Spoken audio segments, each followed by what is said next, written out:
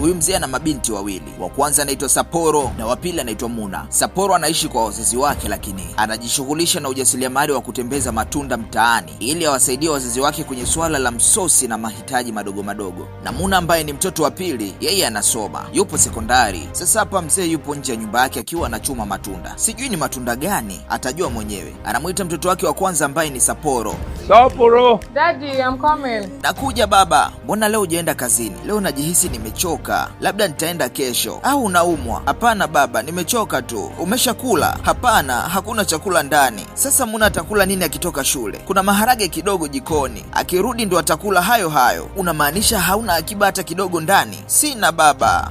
Na mimi hapa sina hata senti. Sawa mwanangu. Sapporo akarudi zake ndani. Huyu binti ndo anaitwa Muna. Nikukumbushe tu, ndo mtoto wa pili wa yule mzee aliyekuwa anaongea na Sapporo masuala ya kula. Na hapa ndo ametoka shule, kafika nyumbani akiwa amechoka kweli kweli. Soksi katupa huko, moja kwa moja kwenda kufunua sufuria jikoni. Alichokutana nacho ni maharage kidogo tu, na hapo kizingatia tangu asubuhi hajala. Basi ni hasira za njaa tu. Alichokifanya, akachukua kitabu cha shule, akaenda moja kwa moja kwenye nyumba ambayo mama yake mzazi huwa anafanyia kazi za usafi kwa mzee fulani hivi. Akimaliza usafi anapewa chake kisha anaondoka. Maana yake analipwa kwa siku. Muna alipofika kwenye nyumba ambayo mama yake huwa anafanyia kazi ya usafi, alikutana na mlinzi. Wanajuana naye kwa sababu huwa anaenda mara kwa mara. Vipi Muna? Shikamoo kaka. Marahaba Muna. Karibu kaka. Naomba unisaidie kazi ya shule. Kazi gani hiyo? Hii hapa. Haina shida. Leta nione kwanza. Kumbe mwamba yupo getini analinda huko, degree imelala kichwani. Aise, lakini kaka, mimi sijala tangu nilivyotoka shule. Mama yako yuko ndani anafanya usafi. Mwambie kuangalizie kama kuna chakula bosi aliacha.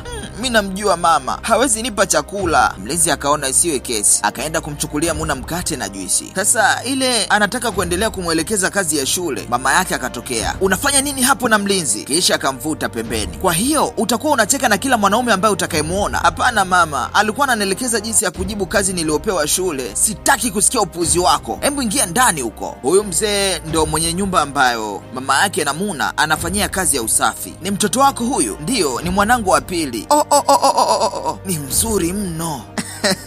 Unavyomuona huyu jinsi alivyo, na mimi ndo nilivyokuwa kipindi ambacho bado binti mwenye rika kama yake. Akampa pesa yake ya kufanya usafi kwa sababu ameshamaliza kazi ya usafi kwa siku hiyo. Tunaenda moja kwa moja kwenye shule ambayo anasoma Muna. Huyu jamaa anampenda sana Muna, lakini Muna hamuelewi kabisa yani. Kwa hiyo jamaa ikabidi wafuate rafiki wa Muna, wamfikishie salamu za upendo. Lakini marafiki wa Muna wanamkaripia na kumwambia kuwa aache kufuatilia maisha ya Muna kwa sababu wenyewe wako busy na kusoma tu. Kisha wanaondoka na kumwacha jamaa peke yake. Lakini mwamba mabinti wengine wanamzimikia kinoma, afu yeye anawakataa. Leo Muna akiwa darasani na wenzake, mwalimu anaingia na kusema ambao hawajalipa pesa ya ada, mwalimu mkuu kaniagiza nije kuwaambia kuwa inabidi muwaambie wazazi wenu ili walipe. Mwalimu baada ya kusema hivi akamgeukia Muna. Muna, ndiyo madam, unalipa lini ada yako? Aha, mama yangu kasema atajitahidi mpaka wiki ijayo atakuwa ameshalipa. Madam akasema sawa, kisha baada ya kutoa hayo matangazo akaondoka zake. Leo mwamba akaamua kuja kutupa swaga mwenyewe kwa Muna. Muna, mimi nakupenda. Muna ikabidi acheke kwanza. Kiukweli mimi kwa sasa sipo tayari kwa mahusiano kabisa. Kwa hiyo naomba uniache tu. Muna, kwa nini unanikataa? Mimi nakupenda, afu ukizingatia kwetu tuna hela kinoma. Muna akaona anaongea upuuzi tu. Akawachukua marafiki zake kisha wakaondoka. Na nitakupata tu. Kuna huyu binti anamkubali sana mshikaji, lakini mshikaji hamtaki binti. Binti kakutana na mwamba akawa anajibebisha, lakini mshikaji akamkataa kiaina. Tukirudi mtaani, baba Muna leo kaamua kwenda gereji kwa ajili ya kuomba kujifunza ufundi wa magari ili na yeye aanze kujipatia kipato kupitia huo ufundi wa magari. Lakini anasema hana pesa ya kujifunzia, hivyo akamwambia jamaa kuwa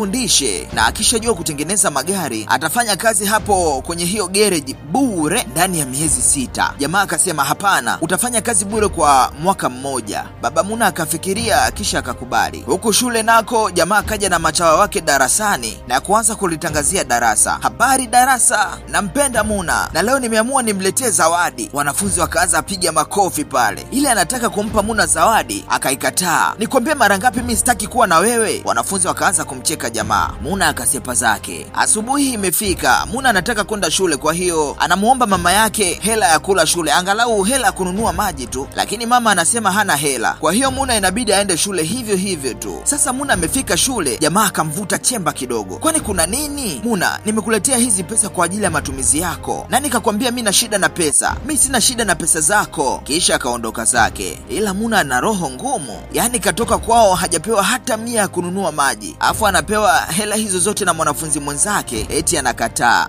Kweli hashawishiki kirahisi. Mabinti wengine ambao mnapitia shida za kifedha kwa wakati huu, inabidi mjifunze kitu hapo. Hii ni sehemu ya kwanza ya movie hii inayoitwa Muna the Gift Child. Tukutane sehemu ya pili ya movie hii. Naitwa Clever na hii ni Clever TV.